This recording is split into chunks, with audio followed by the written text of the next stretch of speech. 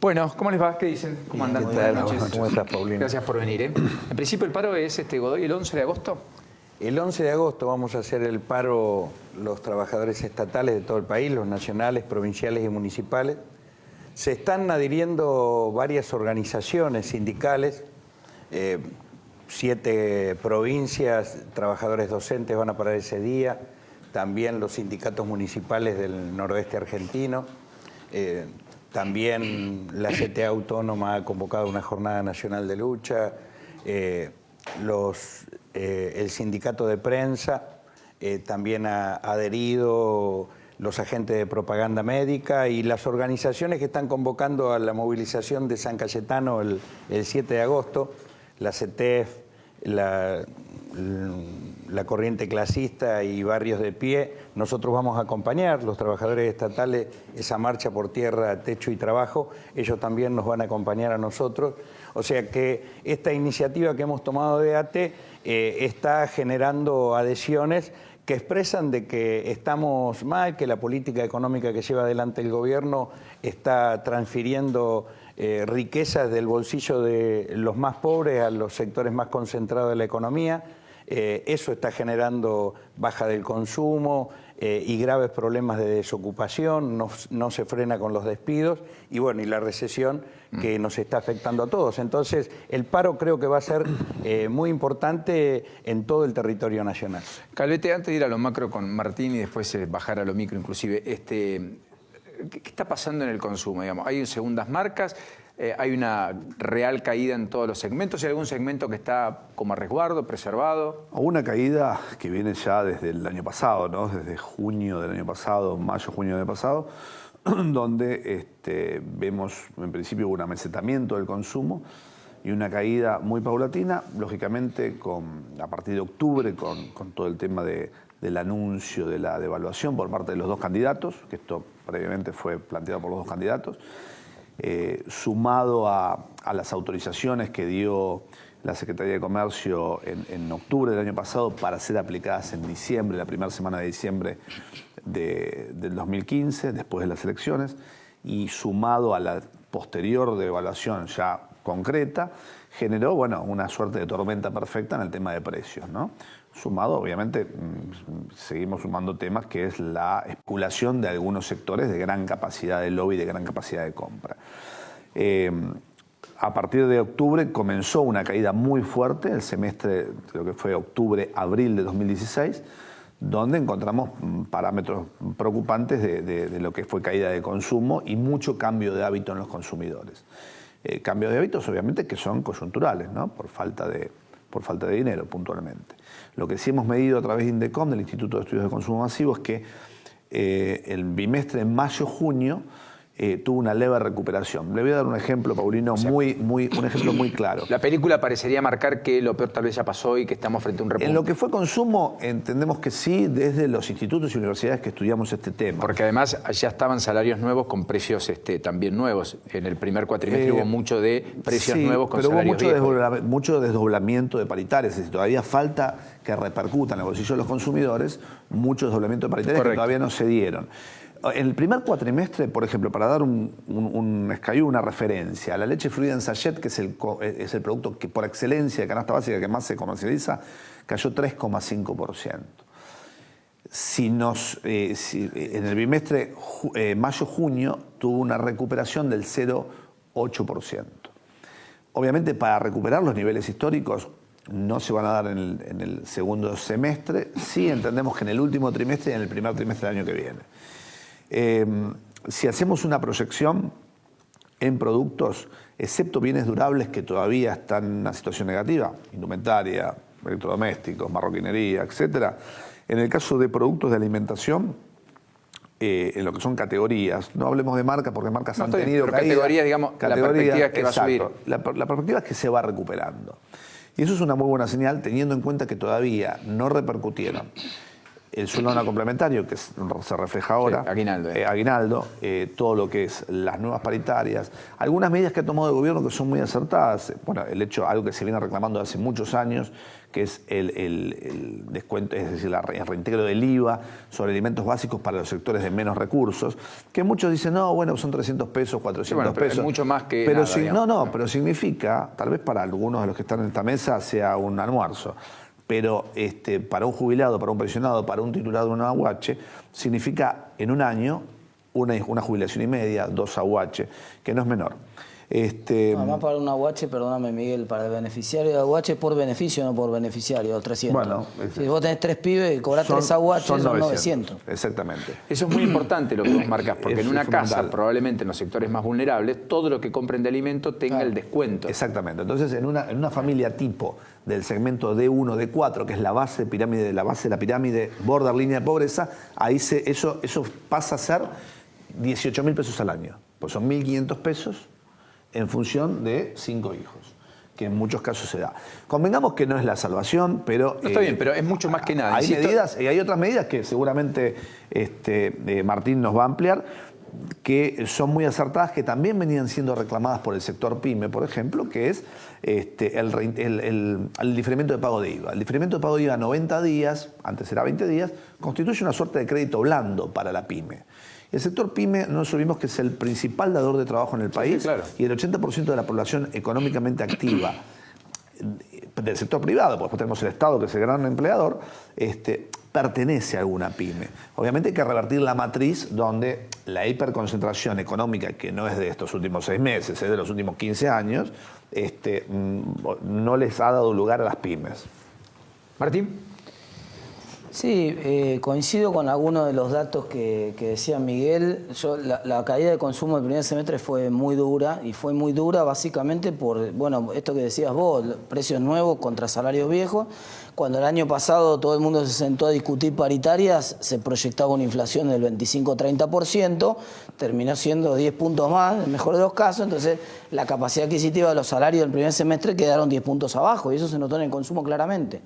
Ahora, por eso es que era importante, primero, que terminara bien la negociación de paritarias, y creo que la negociación, después hay algunos gremios que cerraron por 6 meses, algunos están reabriendo ahora, etcétera, pero en general el promedio de las paritarias fue del orden del 35%, y entonces para ver cómo impacta eso en el consumo, la clave central es qué va a pasar de acá hasta marzo del año que viene.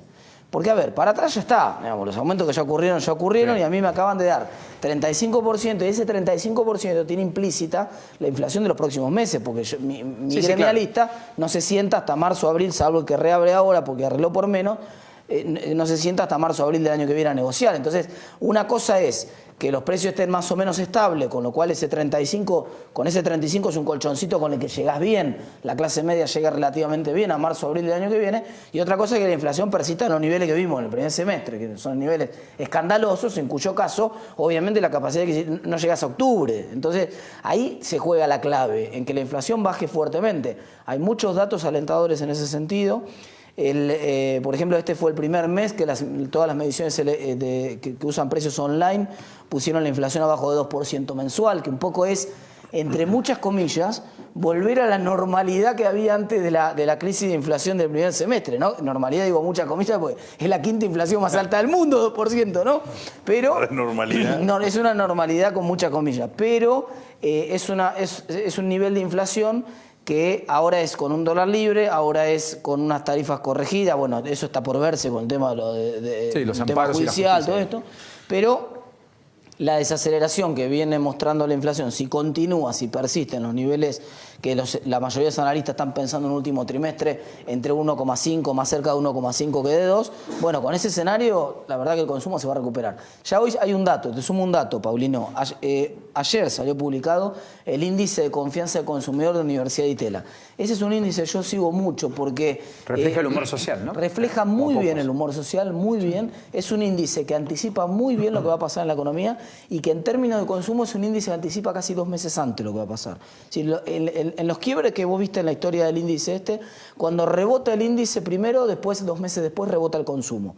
Entonces yo creo que es posible que veamos una situación de rebote de consumo en un par de meses más. O sea, el índice de Itela lo que mostró es que en junio creció en julio, perdón, creció Julio. respecto a junio 6,8%. Exactamente, 7%, aunque cayó en términos interanuales 19% en aquella expectativa de aquel primer semestre, Por supuesto, donde venía el escenario electoral, se suponía que arreglábamos la economía, salíamos del cepo, nos reinsertábamos en el mundo, volvíamos a tener financiamiento, etcétera, etcétera. Me gustaría ser tan optimista como Martín, Acá, pero vos fíjate la realidad que tenemos los trabajadores estatales, y hablo del Estado Nacional.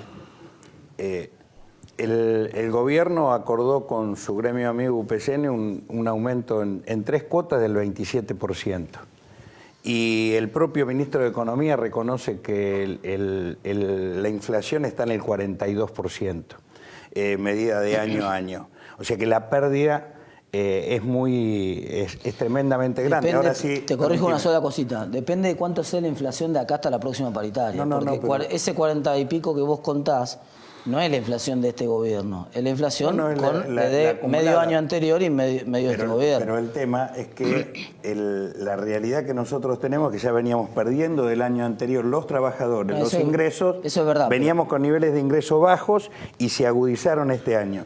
Pero yo quería hacer esta referencia. Vos me entendés que no es lo mismo si tenemos un segundo semestre con una inflación de 12 que si tenemos un segundo semestre con una inflación de 18. No. Sí. Ahí se juega buena parte de la suerte de la capacidad adquisitiva. Bueno, pero por eso digo, yo quisiera ser tan optimista como vos. Yo creo que los niveles inflacionarios van a bajar, pero no en la medida en que... O sea, no llega al 1,5 mensual. Que no, va a ser menos de 12 el segundo semestre, sin lugar a dudas, porque ya última medición, desagregando transportes y la realidad que tenemos los trabajadores es, y esto es lo que quiero referir, yo estoy hablando de un aumento del 27% en 3 cuotas. Y los trabajadores del Estado Nacional cobramos el doble de lo que cobran los trabajadores de las provincias. Y las provincias, los trabajadores de las provincias cobran el doble de los que cobran los municipales.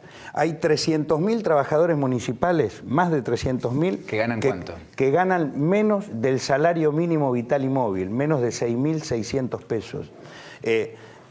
O sea que, y el nivel de precariedad que existe son 600.000 trabajadores estatales en el país que estamos precarios. Y en general la precariedad laboral implica menores salarios que el promedio. Por lo tanto, la realidad es que hay una agudización, no por nada, y esto nosotros insistimos y lo dijimos al principio, los despidos en el sector público iban a estar continuados con despidos en el sector privado. Y lamentablemente esta tendencia de reducción de empleo en la Argentina no ha cesado. Entonces la perspectiva, ojalá sean como algunos esperan. Nosotros creemos que hay que ponerle freno a esto. Bueno, por eso van a hacer la marcha requiere medidas de fuerza. Lo que yo creo que sí hay que discutir, Martín, es la calidad del empleo público. No hay vuelta. Porque acá tenemos, es como la calidad de la beca universitaria, digamos. Vos le pagás a un pibe 1.000 pesos para que estudie, y la verdad que no le estás dando una beca, le tenés que pagar tal vez 10.000, porque el costo-beneficio del que estudia es no trabajar. Pero tiene que estudiar. Tiene que estudiar, a cambio lo exigís. Con el trabajador de empleo público lo mismo. En los municipios lo que sucede es que van muchas veces como con chavos para la militancia política. Los hay. No, y también pasa los mucho... hay en mi Ciudad de las Flores, los hay en cualquier lugar. Además son de eso, visibles. Paulino, que eso bueno, es muy, muy cuestionable. También hay una realidad social compleja, sobre todo en muchos municipios del interior, que utilizan el puesto del municipio como una forma de seguro de desempleo también. Entonces hay sectores que no tienen capacidad el empleo de generar empleo. Pero eso tener una persona bien remunerada. Cientos en empleo público. Catamarca, Santiago del Estero, hay una cantidad de pero empleo público que supera largamente la pero eso, ¿no? Eso es el problema menor. Porque si se generaran empleo en el sector privado, no se necesitaría generar eso. Ahora, se genera como un mecanismo de dádiva social. Correcto. Por eso lo cual trastoca tristemente el sentido del empleado. Cuando yo hablo de que hay 600.000 trabajadores precarios, no tengo en cuenta miles y miles de planes sociales que cumplen funciones en hospitales públicos o en el ámbito estatal. Ahí Miguel mencionaba una serie de medidas desde el punto de vista financiero importantes para las pymes, que eran reclamos. Yo trabajo con gente del sector y eran reclamos de todo el sector, o sea que es un punto positivo. Pero sin embargo la presión fiscal que tienen las pymes en la Argentina es una presión fiscal escandalosa. Digamos, hacer negocios en blanco, por derecha. No, olvídate. Es muy superior a una imposible. corporación o a una gran empresa. Es una locura. En Entonces, proporción. si nosotros no tomamos una decisión política importante, el gobierno dice, bueno, así como apareció la amnistía fiscal para los que tenían guita afuera y no la habían declarado, una especie de amnistía fiscal que después discutamos si por 3, por 5, por 4, por cuántos años, pero por algunos años, que los sectores que tienen capacidad de generar empleo, que recién están empezando, vos abriste una pyme, abrís una empresa, no pagues impuestos por 5 años. Cuando vos crezcas, cuando factures un palo, qué sé yo, cuando estés de dólares, ¿no? Porque de peso no es nada. Cuando vos tengas un volumen importante de producción, empezás a pagar, cuando hayas despegado. Pero nosotros necesitamos darle un empujón importante al sector emprendedor en la Argentina, a los pequeños empresarios, al que tiene ganas de hacer un emprendimiento. Hoy es una locura la presión tributaria que hay. Entonces, ese es uno de los puntos que me parece que más hay que Comparto, destacar. y me parece que hay Macri está en deuda con el primer empleo, la desgravación impositiva y demás. Ahora, claramente es algo que tenemos que discutir porque la presión fiscal en la Argentina te hace ir por izquierda. Porque Los no que vamos por discutimos- derecha somos los reyes. Pero por eso guarda, el proyecto- presión los fiscal sobre las proyectos han pymes. quedado- Ahora, los bancos no pagan impuestos. No, sí, pagan impuestos, pero no pagan tal vez lo que deberían. Los sectores más concentrados de la economía y que han obtenido mayores niveles de ganancia, y el sector No, la financiero renta es el más financiera, importante. Yo quiero una tanda, me No, están No, pero diciendo es una en cosa control, distinta la renta financiera que los impuestos No, de banco. pero Son el dos tema- conceptos no, no, distintos. pero La renta financiera en Argentina no existe porque no hay mercado financiero. Entonces, hoy sabes que ese mercado, si vos pones renta financiera, que yo creo que todo el mundo tiene que pagar impuestos, incluido el que tiene renta financiera. Pero hoy en Argentina el 90% de renta ¿Vos decís financiera que los bancos no son los ganan? plazos fijos. No, pero eso no es renta financiera. No, pero yo te son pregunto- dos cosas diferentes. yo te pregunto, Sí, los ganan un bancos, montón de los plata. dueños de los bancos, Ganan un montón no y sabés que tienen pagan ganancia. 35% como Han cualquier tenido empresa. niveles de ganancia Pagan los anuales mismos del impuestos, 45, pagan los 50%. mismos impuestos que paga No, cualquier empresa. no, Sí, señor. señor, sí, ¿No es pagan así? 35%. Es impuesto a ganancia ¿No es para así? cualquier sector de la actividad. No sí. pagan impuestos a las ganancias, los bancos. Pagan. ¿Cómo no van a pagar impuestos a las ganancias? Discúlpame, mirá, te lo digo con mucho respeto, estás confundido, lo discutimos el otro día, lo vemos con los datos. Pagan impuestos a las ganancias como cualquier empresa. Una tercera parte Yo de lo, creo que, que de lo que ganan lo es pagan un tema- 35% de impuestos a las ganancias. Bueno, Sí, la seguimos la próxima. Gracias a los tres por este ratito. En principio, la expectativa está. El crédito todavía está abierto, pero es cierto que efectivamente los problemas no están resueltos en todos los casos y por eso vamos a tener más conflictividad gremial, más presencia en la calle, hay que ver cómo el gobierno logra sintetizar todo eso y finalmente tener un segundo semestre más parecido a lo que algunos presagiaban y a lo que el gobierno también dijo. Así que el gobierno, como lógica, ¿no?